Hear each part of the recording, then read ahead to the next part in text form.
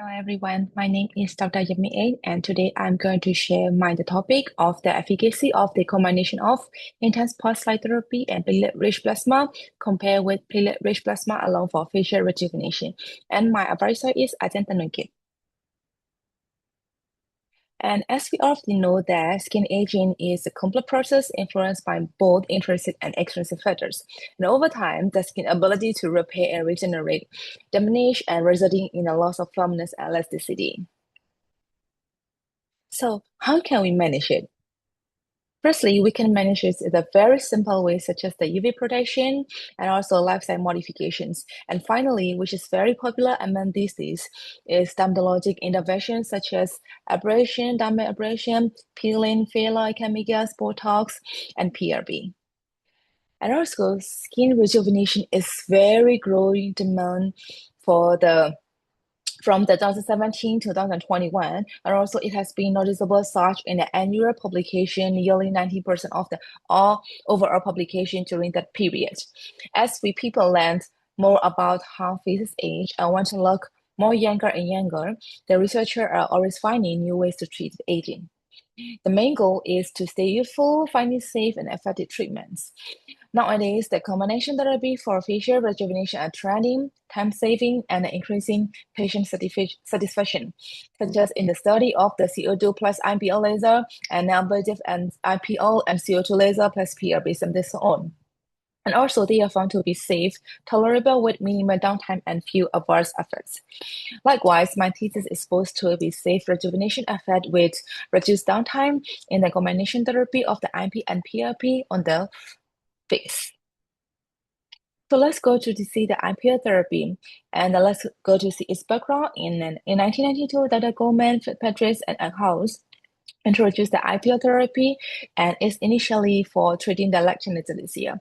Later that, it got the FDA approval in the United States and to treat the photorejuvenation, wrinkles, hyperpigmentation, and other skin diseases.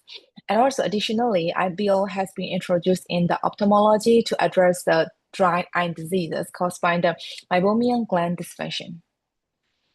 When we see to the mechanism of action, the IPL can be used in more different ways to treat the different skin types and the conditions, in the ways of the wavelength, in the ways of the fast duration, and in the ways of the energy.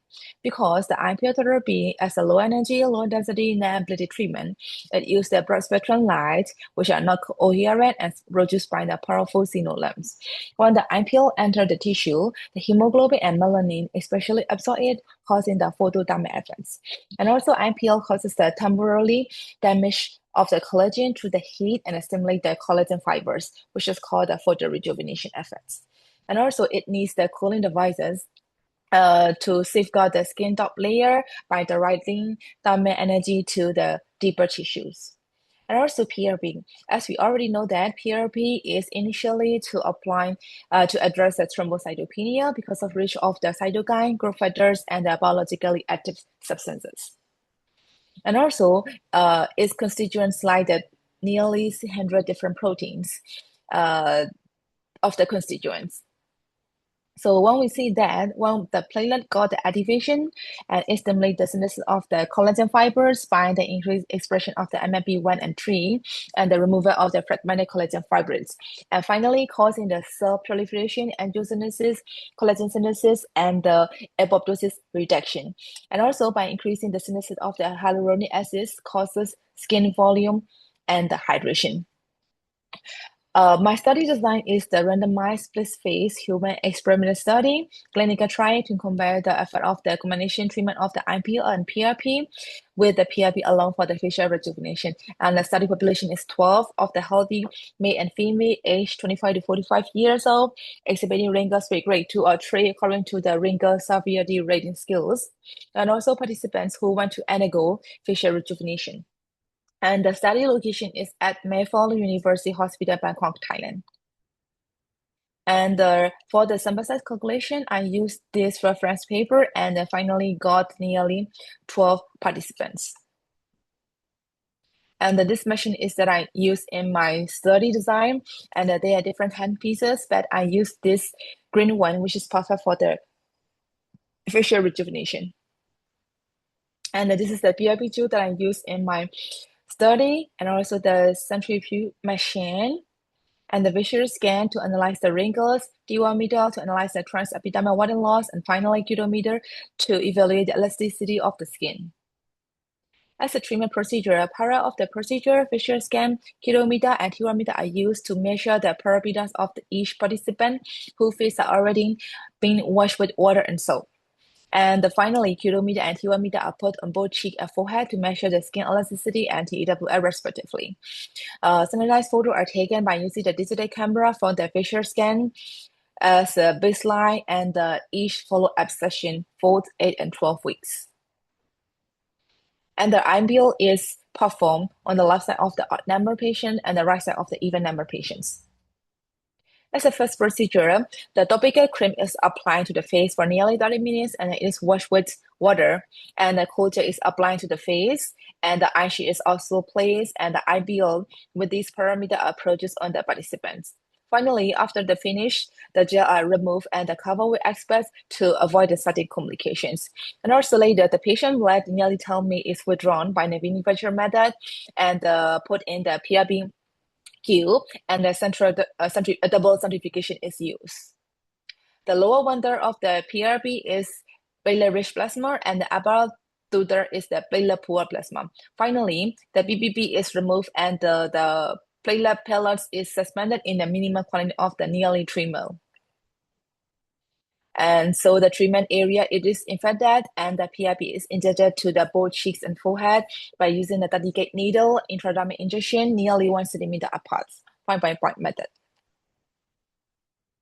So for the follow-up visit on the 4th, 8th, and 12 weeks, all parameters are assessed by using a cutometer, T1 and visual scan. Also, the photographs are also taken, and also adverse effects are evaluated. For the outcome measurement and data collections, according to the participant demographics, nearly half of the participants were males and other half were females, and the average age is 30 years old. Likely, they didn't have any underlying disease, any photosensitivity or drug-induced photosensitivity, any artificial skin conditions or previous facial treatment. According to the wrinkle assessment by visual scan, the data were analyzed by using the pair test between groups and the repeated interval test within the group, and statistical significance was defined by p less than 0.05. According to the table, the combination therapy produced significantly greater wrinkles improvement than the monotherapy at all follow-up at 4 weeks, 8 weeks, and 12 weeks. And also, according to the multiple conversion analysis, wrinkle scores in both monotherapy and combination therapy improved significantly from the baseline to every follow-up visit. We can see in this graph that the combination therapy produced more significantly improvement than the monotherapy.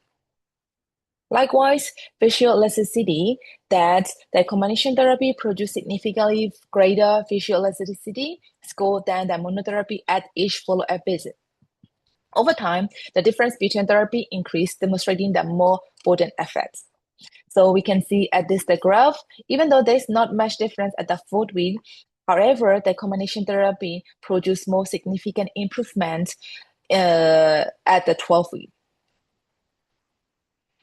For the transepidermal water loss, the combination therapy produced significantly lesser transepidermal water loss score than the monotherapy at 4 weeks, 8 weeks, and 12 weeks, which means indicating the progressive improvement in the skin barrier function.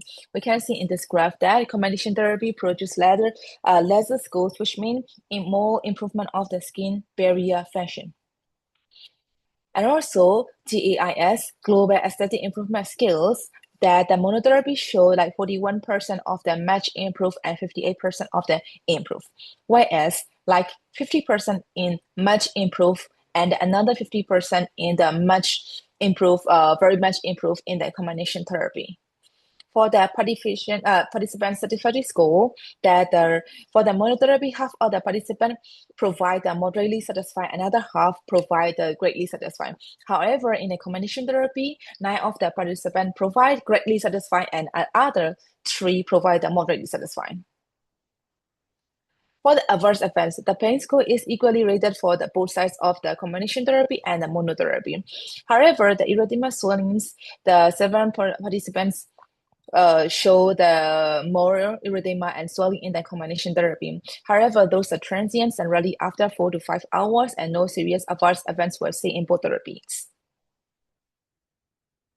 So when go to the discussion and the conclusion part, that as we already know that the RINCA evaluation show progressive enhancements in both groups, monotherapy and combination therapy.